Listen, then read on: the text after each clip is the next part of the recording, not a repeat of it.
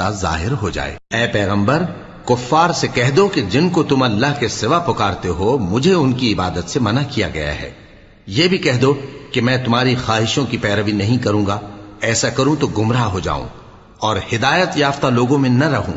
کہہ دو کہ میں تو اپنے پروردگار کی دلیل روشن پر ہوں اور تم اس کی تکذیب کرتے ہو۔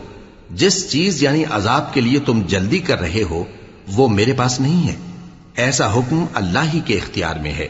وہ سچی بات بیان فرماتا ہے اور وہ سب سے بہتر فیصلہ کرنے والا ہے۔